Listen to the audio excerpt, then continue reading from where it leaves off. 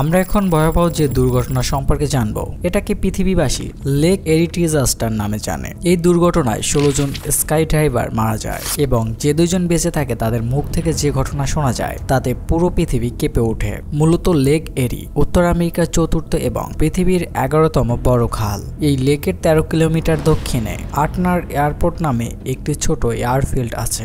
1947 সালের 27 আগস্ট 30 জন sky driver এসে পৌঁছায় কারণ তাদেরকে ফ্রিতে ফ্লাইট অফার করা হয়েছিল। পারমাণবিক বোমা হামলায় ব্যবহৃত B-25 বোম্বার প্লেন স্কাই ড্রাইভারদের এই অফার দিয়েছিল। আর পারমাণবিক বোমা হামলা করা হয় যে বিমান দিয়ে, সেই বিমানে উড়ে স্কাই ড্রাইভিং করতে কে না চাইবে। আর সেজন্য অসংখ্য স্কাই ড্রাইভার ফ্রিতে স্কাই ড্রাইভিং করার জন্য জড়ো হয় এখানে। আর ফ্রি ড্রাইভ করার জন্য একে একে যখন সকল স্কাই ড্রাইভার ওঠা শুরু করে তখন প্লেনে সবার জায়গা হচ্ছে না। এজন্য শুধু 20 জনকে সিলেক্ট করা হয় এই ফ্রি ড্রাইভিং এর জন্য। স্কাই ড্রাইভিং এর দক্ষতা এবং অভিজ্ঞতার উপর ভিত্তি করে শুধুমাত্র 20 জনকে সিলেক্ট করা হয়েছিল। সিলেক্টেড না হওয়া 10 জন ড্রাইভার অবশ্যই মন খারাপ করেছিল, কিন্তু তারা তখনও জানতো না যে তারা কতটা ভাগ্যবান। পাইলট সেদিন তাদের সিলেক্ট না করে তাদের জীবন বাঁচিয়ে দিয়েছিল। প্ল্যান ছিল বোম্বার B-25 আটনার এয়ারপোর্ট থেকে টেক অফ করে 20,000 ফুট উচ্চতায় উঠবে এবং সেখান থেকে 18 জন স্কাই ড্রাইভার প্লেন থেকে ঝাঁপ দিবে। তারপরে প্লেন 30,000 ফুট উচ্চতায় উঠে বাকি 2 জন প্লেন থেকে ঝাঁপ দিবে। 20,000 ফুট উচ্চতা থেকে প্যারাশুটের মাধ্যমে স্কাই ড্রাইভাররা আটনার এয়ারপোর্টে ল্যান্ড করবে, এমনটাই তাদের প্ল্যান ছিল। সেই দিন সকালবেলা আবহাওয়া খুব খারাপ থাকায় বোম্বার B-25 টেক অফ করতে না পারলেও বিকেলে বোম্বার B-25 টেক অফ করে। প্লেনে থাকা সকল স্কাই ড্রাইভাররা খুবই এক্সাইটেড ছিল।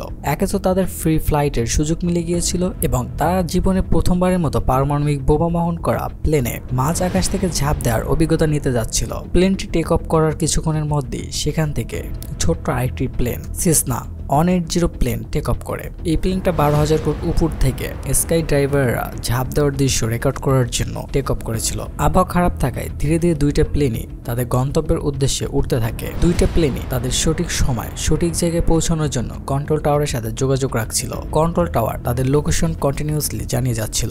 ফাইনালি বোম্বার B-25 বিমানটি তাদের লক্ষ্য 20,000 ফুট উচ্চতায় পৌঁছে যায়। তখন বোম্বার B-25 কন্ট্রোল টাওয়ারে রেডিওর মাধ্যমে তাদের লোকেশন জানায়। ওই সময় উন্নত জিপিএস টেকনোলজিও ছিল না, তাই তখন আবহাওয়া খারাপ থাকলেও কন্ট্রোল টাওয়ার থেকে তাদের সাহায্য নিতে হতো। B-25 প্লেনটি কন্ট্রোল টাওয়ারকে জানায় যে তারা আটনার এয়ারপোর্ট থেকে 9 কিলোমিটার দূরে অবস্থান করছে, এখনো তারা তাদের গন্তব্যে পৌঁছায়নি। এই তথ্য অনুযায়ী কন্ট্রোল রুম বুঝতে পারে তারা ড্রপজিন নামক একটি স্থানে পৌঁছে গিয়েছে। এর ঠিক 1 মিনিট পরেই সেসনা 108 এয়ারক্রাফটটি কন্ট্রোল টাওয়ারের সাথে যোগাযোগ করে জানায় যে তারা B-25 বিমানটিকে খুঁজে পাচ্ছে না। তাই কন্ট্রোল টাওয়ার থেকে সেসনা 108কে B-25 এর লোকেশন জানানো হয়। কন্ট্রোল টাওয়ার থেকে সেসনা 180কে জানানো হয় যে তারা বোম্বার বিমান থেকে 9 কিলোমিটার পেছনে আছে। তার মানে ম্যাপ অনুযায়ী আটনার এয়ারপোর্ট থেকে যদি বোম্বার B-25 9 কিলোমিটার দূরে থাকে তাহলে সেসনা 180 বোম্বার B-25 থেকে 9 কিলোমিটার দূরে এবং আটনার এয়ারপোর্ট থেকে 18 কিলোমিটার দূরে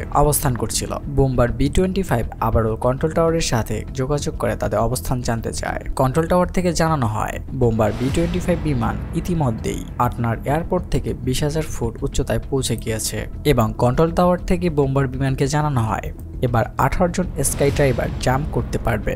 আর এর মধ্যেই যে ছোট ভুল 16 জন স্কাই ড্রাইভারের জীবন কেড়ে নিয়েছিল তা ঘটে যায়, কিন্তু তখন পর্যন্ত সেটা কেউই জানতো না। এত উচ্চতার তাপমাত্রা -30 ডিগ্রি ছিল, এজন্য সকল স্কাই ড্রাইভাররা তাদের গায়ে ভারী সব জাম্প শুট পড়েছিল। এরপর 18 জন একের পর এক প্লেন থেকে জাম্প করে যাতে 18 জন একসাথে হাতে হাত রেখে পাশাপাশি থাকতে পারে।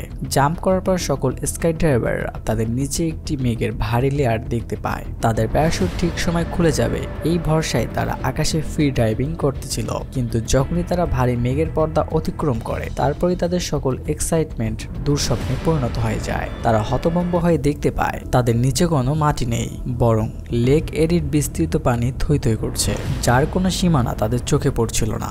এই সময় তাদের উচ্চতা ছিল প্রায় 3,000 ফুট। আর তখনই সবাই যার যার প্যারাশুট সুইচ অন করে ফেলে। উদ্দেশ্য ছিল প্যারাশুটে ভাসতে ভাসতে কোনো রকমের মাটির কিনারা ছুঁতে পারে। কিন্তু দুর্ভাগ্য তারা যেখানে ল্যান্ড করেছিল সেখান থেকে মাটির সীমানা ছিল 10 কিলোমিটার দূরে। স্কাই ড্রাইভাররা ভেবেছিল লেকের পানিতে পড়ার পর যতক্ষণ না সাহায্যের জন্য কেউ আসবে ততক্ষণ পর্যন্ত তারা সাঁতার কাটবে, কিন্তু ঠান্ডা বায়ুতে বাঁচার জন্য তারা যে গরম কাপড়ের লেয়ার পরেছিল সেই গরম কাপড়ের জন্য তারা একেবারেই সাঁতার কাটতে পারছিল না। তবে এদের মধ্যে দুইজন জাম্প করার পূর্বেই তাদের জুতা, শরীর থেকে ভারী কাপড় এবং অন্যান্য ফালতু জিনিসপত্র খুলে ফেলেছিল, তাই তারা অনেকটা দেরিতে পানিতে ল্যান্ড করে এবং ততক্ষণে তারা প্যারাশুটে করে আরো অনেকটা দূরত্ব পার করছিল। পানিতে পড়ার পর তারা সাঁতার কাটছিল।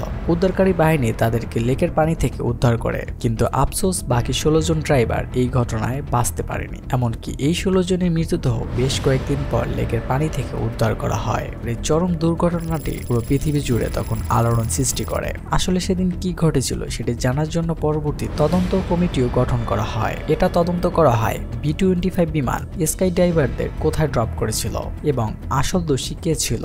এয়ার ট্রাফিক কন্ট্রোলার বলেন, যখন স্কাই ড্রাইভারদেরকে ড্রপ করা হয় তখন তারা আটনার এয়ারপোর্টের উপরে এবং লেক এরি থেকে 10 কিলোমিটার দূরে ছিল, কিন্তু জাম্প করার পর জোর বাতাসের কারণে বাতাসের টানে তারা লেক এরির উপরে গিয়ে পড়ে। কিন্তু এটা যদি সত্যি হয় তাহলে স্কাই ড্রাইভাররা মোট 20 কিলোমিটার বাতাসের টানে ছিটকে গিয়েছিল, যা প্রায় এক রকমের অসম্ভব। সেদিন কন্ট্রোল টাওয়ারের কর্মীদের মধ্যে বেশ গরমিল পাওয়া যায়। তদন্ত করে জানা যায় সেদিন বাতাসের গতি এবং অন্যান্য বিষয় এবং স্কাই ড্রাইভাররা বড়জোর 5 কিলোমিটার দূরত্বই পাড়ি দিতে পারে। বোম্বার B-25 এর পাইলট বলেন, সেদিন কন্ট্রোল টাওয়ার থেকে তাদের ভুল লোকেশন জানানো হয়েছিল। মূলত সেই সময় কন্ট্রোল টাওয়ারের কর্মীদের শিফট পরিবর্তন হচ্ছিল। প্রথমে যিনি ছিলেন তার শিফট পরে বদলে যায় এবং দ্বিতীয় কন্ট্রোলার পাইলটদেরকে যে লোকেশন জানিয়েছিল তা ছিল সেসনার লোকেশন। যখন বোম্বার বিমানকে জানানো হয় তারা আটনার এয়ারপোর্টের উপরে আছে, তখন আসলে সেসনা এয়ারক্রাফটটা আটনার এয়ারপোর্টের উপরে ছিল। পাইলট এবং স্কাই ড্রাইভারদেরও ভুল ছিল, তারা এভিয়েশন আইনের বিপরীতে গিয়ে টার্গেট না দেখে জাম্প করেছিল। পরবর্তীতে কোর্টের রায় 16 জন স্কাই ড্রাইভারের মৃত্যুর জন্য বোম্বার বিমানের পাইলটদেরকেই দায়ী করা হয় এবং আইন অনুযায়ী তাদেরকে সারা জীবনের জন্য লাইসেন্স বাতিল করে দেওয়া হয় এবং নতুন আইন করা হয় স্কাই ড্রাইভাররা পানির উপরে 50 কিলোমিটার দূরে জাম্প করবে। আপনারা এখন অবশ্যই বুঝতে পারছেন ছোট একটি ভুল কতটা ভয়াবহ বিপর্যয় ঘটাতে পারে। তো বন্ধুরা, আজকে এই পর্যন্তই। সবাই ভালো থাকবেন, সুস্থ থাকবেন। দেখা হবে নতুন ভিডিওতে, নতুন কোনো এপিসোডে। আল্লাহ হাফেজ।